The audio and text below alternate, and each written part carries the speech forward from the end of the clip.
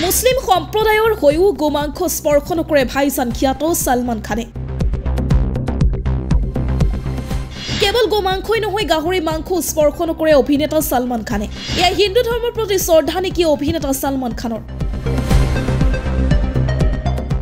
মুছলমান হৈও ভাইজান খ্যাত সলমান খানে আজিলৈকে গোমাংস স্পৰ্শ কৰা নাই কিয় বলিউড ভাইজান সলমান খানে গোমাংসক স্পৰ্শ নকৰে কিয়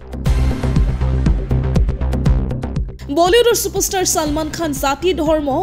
নিৰ্বিশেষে জনপ্ৰিয় অভিনেতা কিন্তু ধৰ্মীয় ৰাজনৈতিক বিষয়ত তেওঁ বিভিন্ন সময়ত আৰু বিভিন্ন ধৰণে নিজৰ স্থিতি স্পষ্ট কৰিব লগা হৈছিল তেনে এটা পৰিস্থিতিত সলমানে দাবী কৰিছিল যে তেওঁ মুছলমান হ'লেও গোমাংস স্পৰ্শ নকৰে সলমানে সকলো ধৰ্মৰ সমন্বয়ত বিশ্বাস কৰা বুলি দাবী কৰে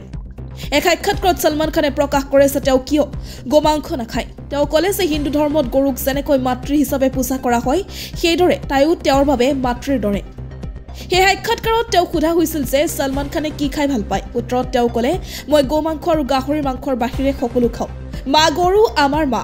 মই বিশ্বাস কৰোঁ সেই অৰ্থত মোৰো মা আচলতে মোৰ নিজৰ মা হিন্দু আৰু পিতৃ মুছলমান ইফালে মোৰ আনজনী মা খ্ৰীষ্টিয়ান মাৰ লগত একেখন ঘৰতে থাকোঁ মোৰ বাবে সকলো ধৰ্ম সমান সকলো ধৰ্মৰ সমন্বয়ত সকলোৱে বিশ্বাস কৰা উচিত ইয়াৰ পিছত সলমান খানে কয় যে সকলো ধৰ্মৰ মানুহে মোক তেনেকৈ ক'ব পাৰে মোৰ ঘৰখন হিন্দুস্তানৰ এই টুকুৰা উপাধিৰ বাবে সলমান খানক এবাৰতকৈ অধিক দেশদ্ৰোহী বুলি অভিহিত কৰা হৈছে কেৱল সেয়াই নহয় ভাৰতীয় চিনেমালৈ তেওঁ অৱদান পাহৰি আনকি ছ'চিয়েল মিডিয়াতো তেওঁৰ নাম উল্লেখ কৰা হৈছে আৰু কৈছে পাকিস্তানলৈ যাওক ইয়াৰ পিছতো সলমানে বাৰে বাৰে ভাৰতীয় সংস্কৃতিক আন্তঃৰাষ্ট্ৰীয় পৰ্যায়ত গৌৰৱেৰে উপস্থাপন কৰিছে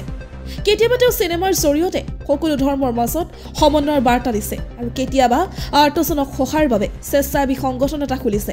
মানৱতাৰ ধৰ্মত যে তেওঁ সঁচা অৰ্থত বিশ্বাস কৰে সেই কথা প্ৰমাণ কৰিছে গণেশ চতুৰ্থী আৰু দীপাৱলী যেনেকৈ তেওঁৰ ঘৰত ঈদ উদযাপন কৰা হয় গোটেই যোৱা বছৰটো আতংকিত হৈ কটালে সলমানৰ পৰিয়ালে গেলেক্সি এপাৰ্টমেণ্টত কৃষ্ণৰ গেঙৰ প্ৰথম আক্ৰমণ তাৰপিছত এমাহ ধৰি মৃত্যুৰ ভাবুকি অৱশ্যে ইয়াৰ মাজতে কটকটীয়া নিৰাপত্তাৰ অধীনত অব্যাহত আছে গুলীচালনা তেওঁ শেহতীয়া ছবি চিকান্দাৰৰ পিছত তেওঁ মেগা বাজেটৰ দক্ষিণ ভাৰতীয় ছবিত অভিনয় কৰিব